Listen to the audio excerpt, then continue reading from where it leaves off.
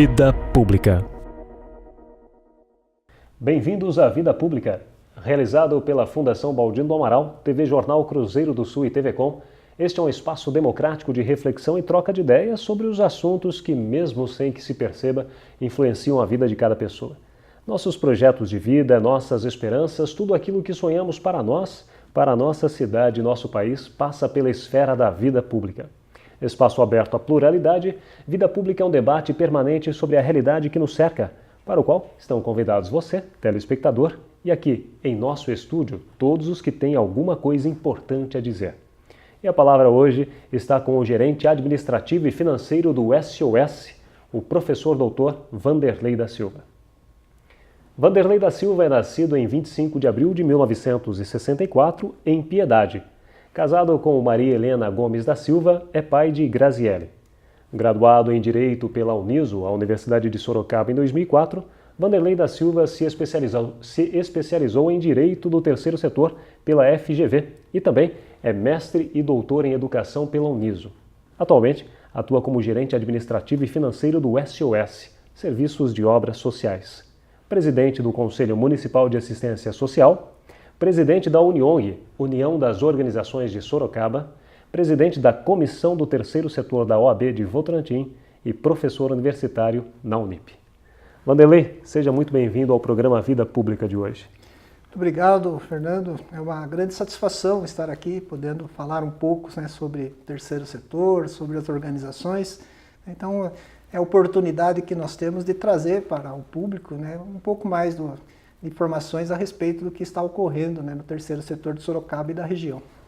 Antes de começarmos esta entrevista, vamos saber um pouco sobre Vanderlei da Silva, um piedadense que veio para Sorocaba hoje, atua aqui e também divide o seu tempo lá em São Paulo com as gravações, com o trabalho como professor universitário e também aqui na cidade no terceiro setor. Mas Vanderlei, como você começou a sua carreira? De Piedade para Sorocaba, você veio muito cedo, veio depois de formado? É uma história interessante, Fernando, que eu respeito muito. Meus pais eram semi-analfabetos, agricultores, trabalhavam na roça. E meu pai percebeu que se ele continuasse lá não ia conseguir dar uma educação para os filhos. Então ele veio para morar em Votorantim em 1976, eu tinha 11 anos. Ele veio com essa expectativa de oferecer uma educação melhor, porque ele acreditava que era a única forma de nós podermos ter uma vida mais digna, conseguir ter um salário melhor. Então nós viemos morar em Votorantim em 1976 com essa finalidade, educação dos filhos. E de Votorantim a Sorocaba era um passo apenas, não é? Inclusive eu continuo morando em Votorantim, Então, apesar de desde 1982 eu trabalhar em organizações em Sorocaba, mas eu continuo morando em Votorantim e também temos algumas atuações lá junto à cidade. Você é professor universitário também. Como que é essa rotina, esse seu cotidiano? A oportunidade de sermos professor universitário, ele traz assim desafios que fazem com que o professor esteja sempre buscando estar atualizado com aquilo que acontece, com as informações. Então ele ajuda o profissional porque você tem aquela obrigação de todo dia estar informado, e até porque hoje, os alunos de hoje, eles estão, às vezes eles têm acessos a informações muito mais rápido que o professor. Então você está dando uma aula, falando de um determinado assunto, o aluno já está lá no smartphone consultando, e daí, às vezes, se você não tem uma informação completa, ele já fala, professor, não é tal. Então, isso traz um desafio muito grande, Então, você tem que estar sempre se atualizando, E isso acaba fazendo com que você consiga desenvolver melhor o seu aspecto profissional, tudo aquilo que você desenvolve no âmbito da profissão. Formado em Direito pela Uniso, Vanderlei, qual a opção, o motivo da opção pelo terceiro setor? Então, a oportunidade de eu fazer faculdade foi oferecida pelos diretores do SOS, de Serviço de Obras Sociais. É interessante a gente dizer isso, Eu vim para trabalhar, vim morar na região de Sorocaba para estudar, mas quando eu terminei o curso ensino médio, a faculdade ainda era difícil, porque era caro, não havia esses incentivos que tem hoje, Então eu consegui fazer a minha primeira faculdade aos 35 anos, graças ao apoio que os profissionais, os diretores do Serviço de Obras Sociais me ofereceram. né, e como eu atuava, né, no terceiro setor, né, no final aí, da década de 1990, início dos anos 2000, né, muitas coisas, principalmente a partir de 99, surgiu a lei das OCIPs, né, e várias legislações, uma mudança constante na legislação que rege o terceiro setor. Então eu percebi que eu fazendo a faculdade de Direito, né, isso iria ampliar o meu campo de atuação dentro do terceiro setor. E até por esse motivo, né, que eu fui um dos primeiros alunos, né, do curso, né, da primeira turma do curso de Direito do Terceiro Setor da Fundação Getúlio Vargas, né, que não havia muitos cursos voltados para o terceiro setor. Inclusive, eu estive em Brasília recentemente participando da Conferência Nacional de Assistência Social, e uma colega minha lá da FGV, hoje ela trabalha na Secretaria-Geral da Presidência, né, trabalha no desenvolvimento do marco regulatório do terceiro setor. Então é um grupo de profissionais que se especializou no terceiro setor e hoje está atuando aí nessa área, né, ampliando os conhecimentos voltados para o terceiro setor. Há quanto tempo você está no SOS? Eu estou no SOS desde 1999, né, então vão completar aí 15 anos de SOS. Começou trabalhando com qual cargo lá? A minha experiência sempre foi na área de gestão, né, então eu sempre trabalhei como administrador, né, empresas do ramo do material de construção, depois atuei também no ramo de empresas ligadas ao CEAGESP. Então, quando eu fui trabalhar no SOS, eu já fui com essa incumbência de trabalhar na área de gestão, na área administrativa do projeto. Só que era totalmente diferente, né? Você sair das empresas comerciais e ir para uma empresa sem fins lucrativos. Qual a finalidade do terceiro setor na sociedade? No terceiro setor, né, hoje existe assim várias conceituações, né, e existe até alguns outros caminhos, né, que diferenciam um pouco da proposta do terceiro setor. Mas a ideia do terceiro setor, né, essa ideia começa a surgir por volta de 1970, né, não que não existissem organizações voltadas para finalidades assistenciais, mas essa questão de dividir, né, a economia em 3 setores. Então antes havia um pensamento de 2 setores, né, ou era o Estado, o primeiro setor, ou era o mercado, o segundo setor. Não havia uma outra organização que não fosse, né, classificada ou como Estado ou como finalidade lucrativa. A partir da década de 1970 começa a surgir esse conceito, né, de que existe um outro setor, né, importante para a sociedade, importante para a economia, que é um setor que age sem a finalidade lucrativa, né.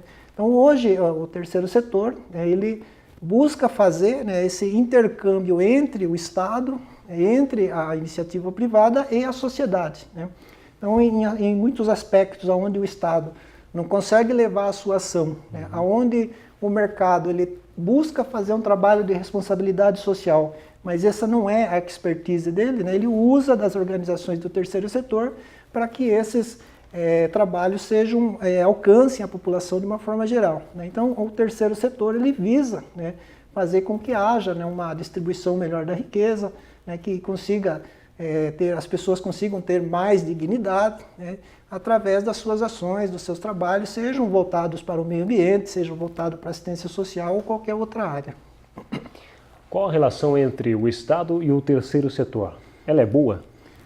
Ela passa por momentos de crise, né? Ela já esteve em alguns momentos que ela foi muito boa, né? Existe agora um momento de transição, né? O que as pessoas que atuam na área do terceiro setor percebem que muitas vezes, né, o Estado ele está tentando cercear as ações do terceiro setor, né? Então o terceiro setor ele adquiriu uma certa independência, né? E o Estado, o que parece que não é muito interessante para o Estado. Então o Estado começa a criar algumas limitações, seja na área dos convênios, seja na área das transferências de recursos. Então hoje, né, várias organizações que atuam, né, em âmbito nacional no terceiro setor estão discutindo, né, com o governo federal, discutindo com o executivo e com o legislativo um novo marco regulatório, né, que regule essa relação.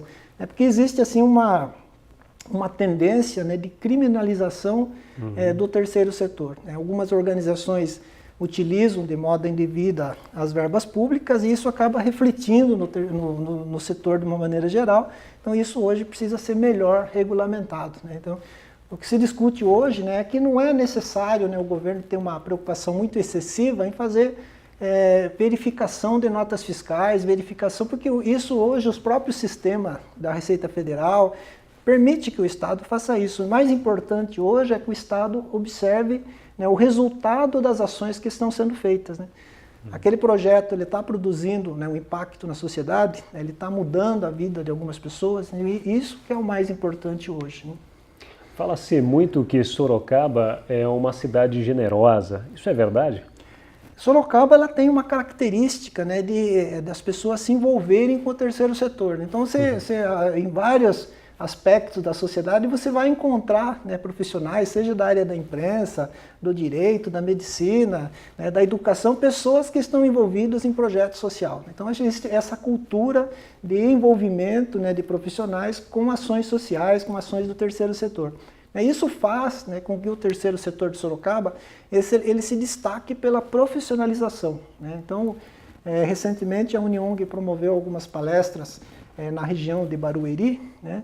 E a gente percebeu que as organizações, apesar de ser uma região bem próxima de São Paulo, né, que teoricamente teria mais facilidade de informações, né, nós estamos assim com conhecimentos mais adiantados do que eles. A gente levou informações para eles. Então a gente percebe que essa característica de Sorocaba, de um grande número de profissionais envolvidos, né, isso faz com que Sorocaba avance no terceiro setor. Então o terceiro setor de Sorocaba hoje ele está tão adiantado como das grandes capitais do país. Para que o telespectador entenda um pouco, Vanderlei, o que é a Uniong? A Uniong, né, ela nasceu de uma iniciativa do SESI e do SEBRAE, né, no momento em que o SESI e o SEBRAE estavam fazendo um trabalho com as organizações lucrativas para que elas atuassem em forma cooperada, né, principalmente no aspecto de compras, né? Então as empresas lucrativas que faziam um grupo de compras coletivas, elas conseguiam um melhor aspecto na negociação e um melhor preço, né? A gente vê muito isso na área do supermercado. Então o SEBRAE e o SESI falaram, mas se isso dá certo na iniciativa privada, por que isso também não pode dar certo no terceiro setor? Então chamou um grupo de organizações para trabalhar essa questão, né? E a gente foi feito cursos, né, na área de gestão, na área de compra durante 2 anos, né? Toda semana nós nos encontrávamos lá no SEBRAE, era um curso promovido pelo SEBRAE, que trazia essas técnicas. Mas as organizações perceberam que na área de compra, para nós, isso não era muito interessante, porque as organizações têm características completamente diferentes, né? Então, uma precisa mais de um produto, outra precisa mais de outro. Mas a gente percebeu que estar juntos, né, discutindo problemas em comum, né, buscando soluções para alguns problemas, isso era importante, né? Então, a partir disso que nós resolvemos criar a Uniong, né, que é um espaço onde os representantes das organizações, os profissionais que atuam nas organizações têm, né, para se encontrar constantemente, discutir alguns problemas, né? E hoje, né, então, nesse período que ela começou no SEBRAE, nós tínhamos 18 organizações, né? Hoje nós temos 44, inclusive temos uma que é de Pilar do Sul, uma outra que é de alumínio, que também veio se juntar a esse grupo, né? E o que nós fazemos? Nós promovemos encontros, né? Trazemos informações, cursos, né? Muitas vezes os cursos são organizados de forma que as próprias pessoas que atuam na Uniong ministrem esses cursos, né, para que de fato sejam informações que possam ser utilizadas no dia a dia da organização. Vanderlei, as pessoas têm curiosidade, de onde vêm os recursos para a manutenção das entidades? No Brasil, de uma forma geral, né, se você fizer uma pesquisa, eu acho que tem pesquisa sobre isso, vai se verificar que 90% das organizações do Brasil sobrevivem graças ao recurso público, né? É uma característica do Estado brasileiro, né? Então, se você discutir com profissionais, né, de outros países, como na Noruega, nesses países que têm uma outra cultura, uma outra característica econômica, né, eles não têm um terceiro setor, porque o Estado supre toda a necessidade da população, né? O Brasil ele tinha essa característica, né, desde o período colonial, né, as organizações que são hoje consideradas do terceiro setor, faziam, né, cumpriam um papel que era do Estado, né? Então, durante muitos anos, as santas casas, né, os orfanatos, que faziam o trabalho social, né? Com a adoção, né, do Brasil para um regime neoliberal, né, o Estado brasileiro resolveu transferir, né, grande parte das suas responsabilidades que estavam previstas na Constituição de 1988 para a iniciativa privada. Então, muitas ações na área da telefonia, na área de transporte, na área de rodovias, foi transferida para a iniciativa lucrativa, né? Outras ações na área da saúde, da educação, do serviço social foram transferidas para as organizações não lucrativas do terceiro setor. Então, por esse motivo, né, que essas organizações estão fazendo algo que o Estado deveria fazer, né? Então, por esse motivo, elas sobrevivem com recurso do Estado. Porém, com essa questão, né, desse cerceamento, nessa tentativa do Estado de atuar de forma cerceadora nas ações do terceiro setor, essas organizações hoje estão procurando outras formas de recursos, para não ficar totalmente dependente do Estado, né? Então, assim, na gestão do terceiro setor, hoje nós dizemos que o ideal é que a organização ela tenha 3 fontes de recurso, né? O Estado, né, que vai fazer os convênios e patrocinar alguns projetos, né? Geração própria de recursos, então a organização utilizar o know-how, a capacidade que ela tenha para gerar um recurso próprio, e também recursos que vêm da sociedade, seja através de incentivos fiscais, através de associados que contribuem mensalmente, né? Então, ou através mesmo de voluntários, né, que não traz um recurso financeiro direto, mas traz uma ação importante e profissional, né? Então, para que com esses 3 tipos de recursos, a organização ela não fique totalmente dependente do Estado. Wanderley, você falou sobre o cerceamento dessas ações, desses recursos. De que forma acontece esse cerceamento? E as dificuldades são muitas para se obter esses financiamentos, esses recursos? Bom, a nível, assim, às vezes as organizações perguntam, né, os gestores das organizações, como é que eu consigo fazer um convênio com o Estado, né, seja no sentido municipal, estadual ou federal? Eu digo o seguinte, que primeiro, né, precisa ver se há interesse de ambas as partes, né? O Estado, né, em sentido amplo, ele não vai fazer um convênio com a organização se o projeto daquela organização não estiver alinhado com a sua proposta de políticas públicas, né? Se você tiver um projeto que atenda o que o município, o que o Estado, o que a União está propondo, né, você tem grandes possibilidades, né? Hoje, né, a questão burocrática, a questão da exigência de documentos legais hoje, ela dificulta que organizações pequenas, que não tenham uma estrutura ampla, que não tenha toda a documentação, consiga fazer, né, esses convênios.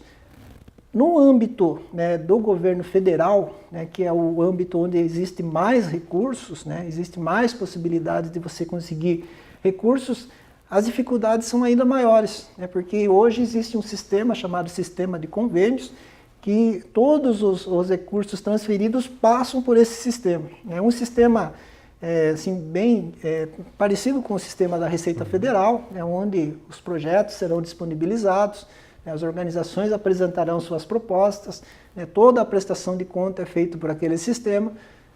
Só que você precisa de técnicos capacitados, né, para que façam o projeto e possam acompanhar toda a movimentação dentro do sistema. Então isso dificulta muito a ação, né, de organizações menores. E isso não é um trabalho voluntário, não é? É difícil porque é algo, né, que você tem que ter um acompanhamento diário, né? Então você tem que estar lá todo dia olhando o que aconteceu, se o seu projeto foi aprovado, se você vai comprar um produto, você precisa fazer cotação de 3 empresas, apresentar, ver se foi aprovado. Então, se você tiver um profissional voluntário, ele não vai conseguir ter esse acompanhamento, né? Então, é necessário mesmo profissionais contratados exclusivamente para esse tipo de serviço. Entre as entidades que são agregadas à Uniong, que você é presidente, quais as principais necessidades e dificuldades? A principal, hoje que nós estamos percebendo, Fernando, que nós temos uma proposta da Uniong para 2014, começar a formar profissionais para trabalhar no terceiro setor, né? Então essa não parece, pode não parecer uma dificuldade, mas é uma dificuldade, porque é totalmente diferente, né, o trabalho dentro de uma organização do terceiro setor e uma organização lucrativa, né? A pessoa, para trabalhar no terceiro setor, ela tem que ter amor pelaquela causa, né? Tem que se envolver com aquela missão, né? Não dá para ser algo assim muito rígido, né? Tem que ter alguma flexibilidade, né? E às vezes você encontra profissionais que são altamente capacitados e competentes na atuação em empresas lucrativas ou no Estado, quando chega numa organização do terceiro setor, ela não consegue se adaptar àquela realidade. Então, essa é uma dificuldade, né? Formar profissionais que possam atuar nos projetos do terceiro setor, né? E só antes de você complementar, esses profissionais são da área administrativa ou mais da área social, de assistência social? Mais na área administrativa, até porque, por exemplo, na área do serviço social, a própria característica, né, do profissional do serviço social, da psicologia, que são um grande número de profissionais que atuam no terceiro setor, ele já tem um pouco dessa formação. Não muito, mas ele já vem. Mas os profissionais que vão atuar na elaboração de projetos, né, na gestão do dia a dia da organização, né, nas relações públicas das organizações, isso hoje nós temos uma certa carência, né? Por exemplo, em relação do terceiro setor com a imprensa, né? Nós não tínhamos essa característica, né, de ter um profissional que fizesse essa relação, né? E hoje a gente percebe que é fundamental, né, você se tornar conhecido, você divulgar os seus trabalhos, né, você apresentar aquilo que a organização está fazendo, mas você tem que ter um profissional que faça essa ligação, e faça com que as informações cheguem, né, as informações interessantes cheguem até os meios de comunicação. É uma dificuldade também que nós temos. É uma outra dificuldade. É uma das dificuldades. Não é fácil mesmo. Ô Vanderlei, a respeito do SOS, nós sabemos, até pelo histórico da entidade, ela existe há quanto tempo, o SOS? O SOS ele foi criado em 1968. Né? Então ele nasceu de uma iniciativa dos comerciantes do centro da cidade, né, ligado aos rotarianos, à associação comercial, né, que perceberam, né, a dificuldade que havia em Sorocaba, a questão de pessoas, né, que vinham, né, para Sorocaba e não tinham destino e ficavam pelas ruas. Aliás, né? esse é um problema sério em Sorocaba no momento. É um problema histórico, né, porque nesse período, né, o principal meio de chegada até Sorocaba ou do interior, né, até São Paulo, né, era o trem, né, e o trem passava por Sorocaba, era uma estação. Então, quando o trem parava ali, descia um grande número de pessoas que ficavam nas ruas, né, que vinham, né, um período de êxodo rural, né, as pessoas vinham do campo para a cidade, né. Então esse grupo de comerciantes percebeu a necessidade de criar um espaço, né, para que atuasse junto a essa população. Então dessa forma que nasceu o SOS, né, e hoje a gente trabalha ainda com a população em situação de rua, mas também temos outros trabalhos, né, voltados para a criança e outros meios de enfrentar as desigualdades sociais. É verdade. Vanderlei, as pessoas sentem, a população sorocabana vem percebendo, e é um sentimento que nós registramos, na gestão anterior do prefeito Vitor Lippe, as pessoas não viam mais a questão dos moradores na rua, ou daqueles pedintes, ou de pedir esmolas nos cruzamentos, enfim. E agora, neste ano de 2013, este ano que se passou, houve um aumento desse número de moradores nas ruas também, em razão de diversas situações. Nós já entrevistamos outras pessoas neste programa e diversas situações foram apresentadas. Mas você me disse que parece que, apesar de a sociedade notar essa quantidade maior de pessoas na rua, parece que há uma ação, um projeto para melhorar e aperfeiçoar essa ação? De fato, né, o governo atual, né, nós do terceiro setor, né, estamos bastante esperançosos, né, e entendemos que durante o ano de 2013 nós construímos algumas parcerias, né, que vão começar a produzir frutos concretos em 2014. Né. A questão da pessoa em situação de rua em Sorocaba, né, ou em qualquer outra cidade do mundo, né, ela é um problema que vai ter que ser enfrentado, né, não só pelo governo municipal, mas estadual e federal. Né. Recentemente nós tivemos a visita do secretário, né, de Assistência Social de Buenos Aires, né, visitando a Sorocaba, conversando com algumas pessoas, visitando o SOS, né, para ver o que nós fazemos e o que eles fazem, né, porque eles também têm esse problema. Né, lá é mais grave, porque no período de inverno, se a pessoa estiver na rua, ela acaba morrendo. Né? Então isso agrava a situação. O que a gente tem discutido, né, é que Sorocaba ela é uma cidade atrativa, né? Ela é uma cidade que se destaca, né, pela sua capacidade industrial, comercial, né? Então ela se torna, né, vem um público capacitado para atuar nessas empresas, mas também vem um público que não tem essa capacitação, né, e acaba muitas vezes morando nas ruas, né? Então essa é uma característica. Um outro problema que nós temos enfrentado, né, e principalmente nós que atuamos no SOS já há algum tempo com essa população, é o aumento de pessoas, né, que são usuários de drogas, né, e que acabam perdendo o seu vínculo familiar, né, ele não consegue mais conviver na família e a família também acaba não querendo mesmo que ele fique, né, porque não consegue enfrentar a situação em que ele se encontra e essas pessoas acabam indo para as ruas, né. E e isso influencia porque essas pessoas, né, que são usuários de drogas que estão nas ruas, né, muitas vezes não aceitam ir no albergue, né. E quando eles vão, às vezes acontecem problemas de violência, porque eles têm, já às vezes, alguns atritos, né, entre eles e acaba se encontrando e isso acaba eclodindo, né. Então, é um problema bastante difícil, né, e mais as organizações que atuam, né, com a pessoa em situação de rua e os representantes do governo municipal, né, nós estamos trabalhando na ampliação, né, do serviço, né, estamos trabalhando junto ao governo do estado para trazer o cartão Recomeço, né, que também vai atuar nesse segmento de pessoas em situação de rua, usuários de drogas, né, que estão vivendo nas ruas de Sorocaba, né. Foi formado também um comitê, né, para enfrentar esse problema com representantes da polícia, representantes do legislativo, do executivo, das organizações, né, para pensar modos, né, de que possamos enfrentar esse problema que não é só de Sorocaba, né, mas que de fato reflete na vida das pessoas, né. Nós já estamos a caminho do final do programa, Vanderlei, mas você comentou a respeito do trabalho também que o SOS tem com crianças, outros projetos sociais. Vocês têm também uma parceria com o NAS. Como funcionam esses projetos?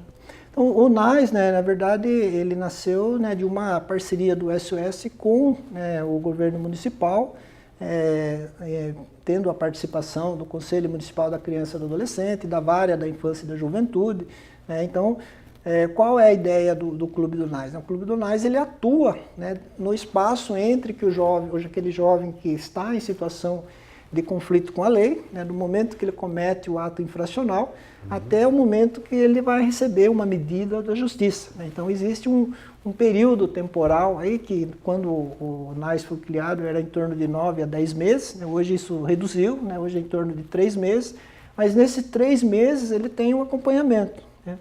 Então, esses jovens, a partir do momento que ele comete o ato infracional, o boletim de ocorrência é encaminhado ao Clube do NAS e a família dele é instruído para procurar o Clube do NAS, né. Se ele não vai, os nossos técnicos vão até a casa dele, né. Nós temos um profissional da serviço social que vai na casa e vai conversar e vai procurar fazer. Ele não é obrigado a vir, mas vai procurar convencer e vai mostrar as vantagens dele participar desse programa, né. Então, o Clube do NAS, nós temos lá profissionais do serviço social, né, da psicologia, nós temos lá uma área que nós trabalhamos com esporte, né, temos a questão do lazer, né, e nesse sentido, né, um dos maiores problemas que os técnicos que atuam no Clube do NAS enfrentam é a questão da geração de renda, né. Então nós precisamos oferecer alternativas para que esses jovens tenham uma forma de ganhar dinheiro licitamente, né, porque existem outras formas ilícitas, né.